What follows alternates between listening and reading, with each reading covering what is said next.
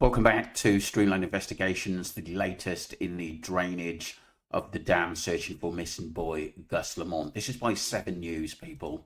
As we go to air this afternoon, police are draining a large dam in the search for Gus Lamont, who disappeared from his family homestead more than 1 month ago.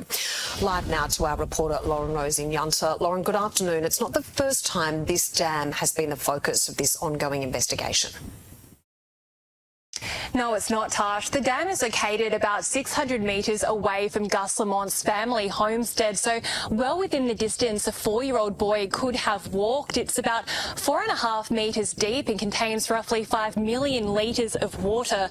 Police divers did scour it back in the early days of the search, over a month ago now. They didn't find anything, but now they want to empty it to have a really good look at the bottom and look through any underwater vegetation to rule out the possibility that Gus may have drowned. Still, though, there's been no new information, no new leads to suggest that's even the direction Gus wandered off in back on September 27. As you know, this truly is a baffling missing persons case with many more questions than answers, but police really have not stopped trying to find those answers, trying to find and bring much needed closure to Gus's family. Tash. Absolutely, Lauren. Thank you.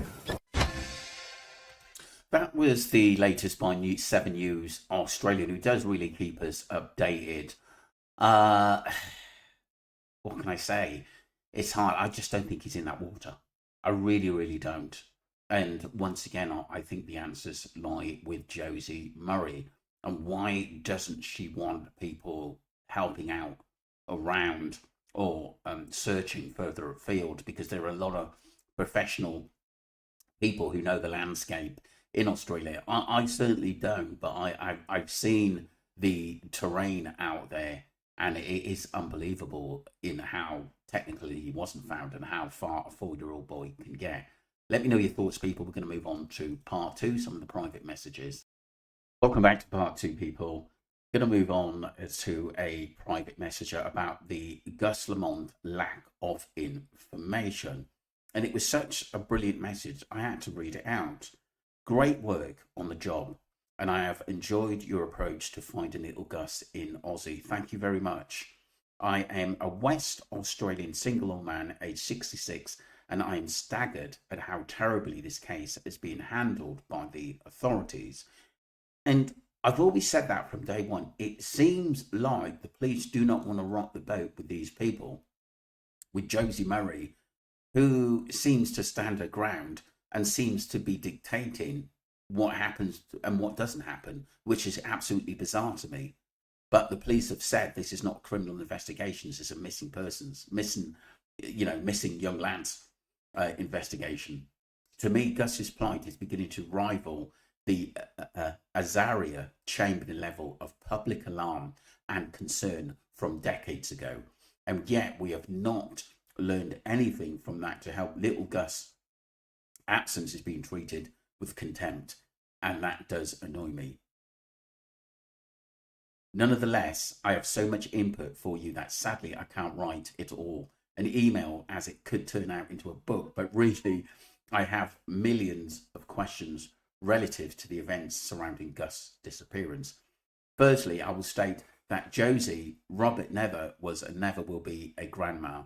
She has balls, she is a ram in a ewe's wool, and shall we say, and the press need to start calling it a transma or anything else but a grandma. Shouldn't laugh. So that's rant done. Here's a few brain teasers for you. Thank you very much. Sheep stay in the paddocks, fields, and don't go anywhere. Tending them means cleaning out the water troughs and possibly feeding out some hay. If the hay was loaded at home on a vehicle, did Gus step under the back wheels of the tractor? Interesting stuff. Very, very interesting stuff, because a lot of people think this could have been an accident and then covered up. That's a really good point. And if the sheep stay in their paddocks, and like I said, we originally first heard that the Jess and basically, well, this was the original statement that basically that Josie was the one in the property, and that Jess and Shannon went out to see to the basically see to the sheep. And there was nothing about lost sheep in those early articles, which is quite bizarre. And then we heard that it was Shannon, not Josie, in a later article that was at the property. So that was quite bizarre. That had actually changed as well. So you drive to the paddocks, toss the hay out and clean the trough and go. Shannon and Jess would have been in the one vehicle and not on separate motorbikes, for instance. It does not take 3 hours to tend sheep. If Jess was going to feed sheep at 5 p.m. and leave a baby boy and Transmar at home, wouldn't she feed Bert and put baby boy to sleep in a cot before departing? Yeah, that's a really, really good point, question mark. I mean, how much care does one-year-old take if a sheep is, if it is asleep in its cot? Sorry, not sheep. Mind me. As a Transmar did not phone Jess and that time panicking, then the baby boy was okay, which means Transmar has plenty of them to watch both. The garden area is no more than 60 seconds walk each way from the baby and back to Gus, yet Transmar doesn't check once in that half hour. So dodgy. That's a really, really good point. Really good point, my friend. Why has there never been so much as one other photo of Jess than a dated one with Joss against the car wearing black? The lack of information regarding her and whether or not Shannon is actually dead or not in public disgrace, we are being treated by South Australian Police Services as idiots. Why is it, people, if this comes to light, as Ali said, she looked into this very, very, very deeply, and it's something that she's very good at, and from having access to information as well. Let me tell you something, right? If she is dead, why hasn't anybody come out to tell us that, or even the police? Unless Josie wants to keep this private, because obviously this funeral was set to be in September. Why is it not a topic of conversation? Is it because the world media has not come out with it, and this is why people are not talking about it? It's, to be honest with you, it's been swept under the carpet, and I'm wondering why. But believe me, this will definitely come out sooner rather than later, and people are going to actually say what the hell is going on. And you've got to remember, she's never been seen. And like I said, the photos of her, of Shannon, are from years old. And this has to be questioned. What of Benjamin? How come? Where's he gone? And why it come there had been zero as to any follow-up info to him and his car being dumped, where it was, when, and who is he? Yeah, that is very, very interesting. This Benjamin guy. I mean, there hasn't been that much, that much information on him. And basically, I heard some information that someone said he wasn't missing, which is really, really bizarre. Marv, I could go on for weeks. Nothing about this case is adding up, and the entire community owes the little boy 100% respect up to until he is found. I agree. This case has infuriated me and encouraged all and anyone in Oz to phone and register their displeasure with the South Australian Police, a pathetic effort as to keep the public informed to date as to where Gus is. If he isn't on that property, then someone knows something, and I'm not the only one that demands answers. I agree. Thanks, Marvin. And yeah, by the way, I don't mean to be bad. The sound on your video does need fixing. I have to turn my volume up to about 75 just to hear you, and where the card girl comes on, can't hear her at all. Other than that, I don't mean offence. I just want more people to hear your vids as well as seeing them. Thank you very much indeed.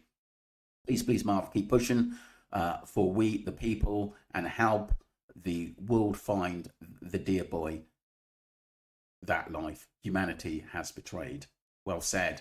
I am available to discuss all any aspects of farming, sheep, outback, station lifestyle, Marvin. At 66, I have a lifetime of experience on Aussie sheep stations and know every process that occurs on such. Please feel free to phone me at any time to discuss or clarify anything you want further. I am often awake from 2 a.m. in Perth time and don't mind taking calls any time of that. Best regards, Don Brown. Thank you very much for that, Don. Really, really appreciate your message there. Really appreciate that. And like I said, I'll definitely get back to you because, like I said, I'm in the UK, but this case definitely interests me and I want Gus found. And sorry, people, I will start to speak a bit louder if there's problems with the sound quality, and turn the mic up as well. But like I said, once again, thank you very much. Let me know what you think of the points. I think there's more to this case than meets the eye. Is it being hidden by higher government officials or even higher up in the police? I don't know what to say at this present moment, but this investigation does stink a little bit in why that property hasn't been, even though it's been searched. I think forensic research is completely different. Let me know what you think, people, and a brilliant message, and I will keep in contact with Don there. Don't forget to subscribe to Streamline Investigations, and more to come on this case. Thank you.